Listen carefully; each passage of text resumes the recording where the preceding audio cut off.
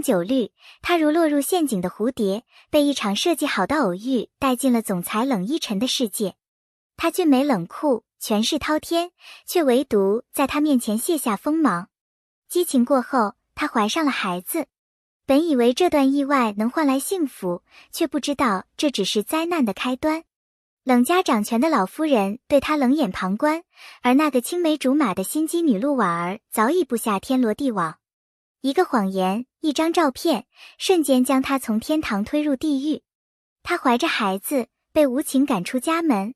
她一个人顶着寒风，在医院门口流产边缘苦苦挣扎。无人相信她的清白，无人愿意扶她一把。那一刻，她看着腹中的孩子，咬紧牙关发誓，妈妈一定会变强，再回来面对你们。在最黑暗的日子里，她端过盘子，扫过街道，甚至替人讨债，只为了能保住这个孩子，活下去。命运对她很残忍，但她没有屈服。6年后，她已不再是那个被逐出豪门的柔弱女孩。她化名沈清，成为国际知名时尚集团的掌舵人，更拥有一支由精英组成的团队。她带着5岁半的天才儿子踏上归途。此刻的她冷静果敢，魅力四射，连顶级媒体都为她争相报道。她的回归不只是事业的高调宣告，更是向昔日背叛者的一记响亮耳光。在那场全球瞩目的奢侈品牌竞标会上，沈清身穿黑金定制西装，高跟鞋踩出风声，一出场便吸引所有目光。而坐在评审席中的冷依晨，目光在她出现的一瞬间凝固。他不知道为什么，这个女人身上有一种说不出的熟悉与震撼。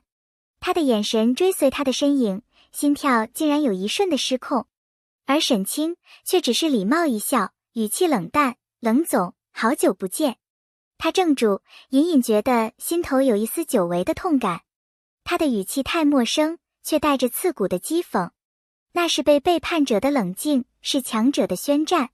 而沈清眼底却翻涌着汹涌的记忆。6年前，他在大雪中挺着孕肚，绝望地看着他转身离去的背影。如今，他要让他亲眼看着自己站得多高，走得多远。命运的齿轮重新启动，而这一次，他掌握了方向盘。沈清没有选择低调，而是用最直接、最强势的方式对冷家发起挑战。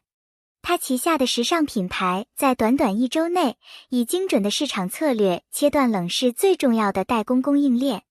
更可怕的是，他掌握了冷依晨集团与海外买手渠道的合作漏洞，在记者会上直指其合同问题，引发股价动荡。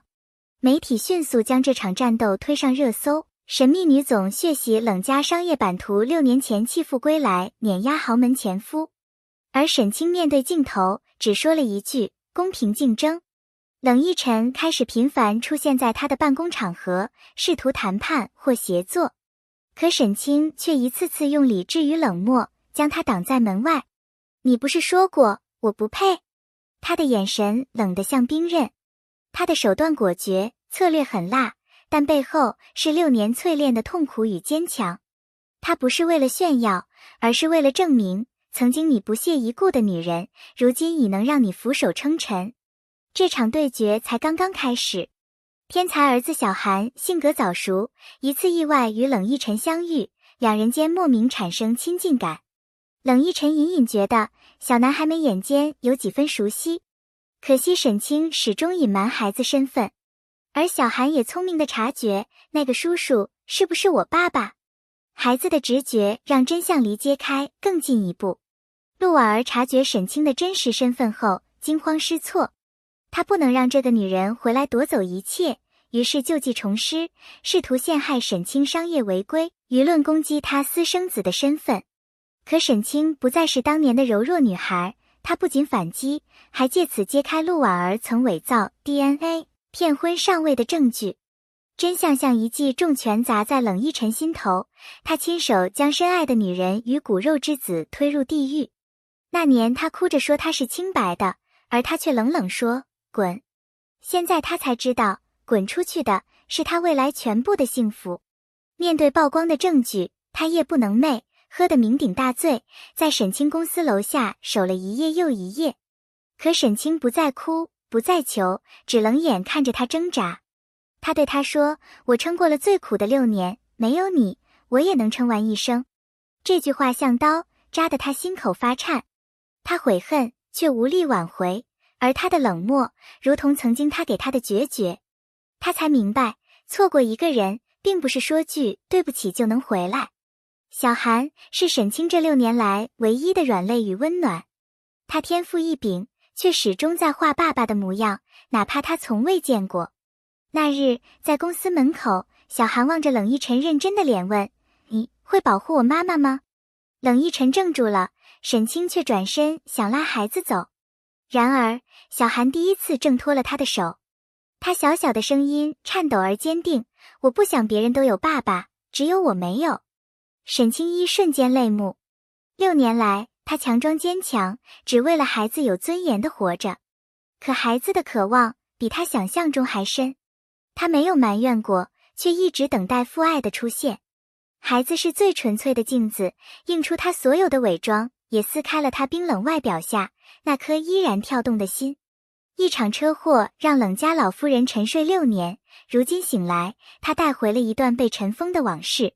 他颤抖着手拿出当年那份 DNA 报告原件，上面清清楚楚写着父子关系确认。可他当年被陆婉下药，短暂昏迷后失忆，直到今日才忆起那些拼凑起来的片段。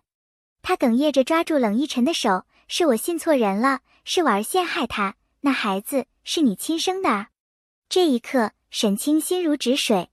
他不再需要任何证明，因为他早已不为谁而活。但这份迟来的清白，像一束光照进曾经的黑暗。冷一晨双眼猩红，悔恨交加：“我该死，是我害了你们母子。”而真正让人动容的是沈清转身时淡淡一句：“不需要原谅，但请记住，这一次我不会再退。”在冷母公开支持下，沈清重新站在豪门中心，成为冷氏集团第1大股东。他彻底击垮陆婉，掌控资源与权力。而他与冷一晨的关系，也在商业合作与儿子的牵引下逐渐缓和。但他依旧保持警惕，不再轻易交心。冷一晨用6年的时间证明悔改。他放下总裁身份，化身普通男人，陪伴小韩成长，用行动打动沈清。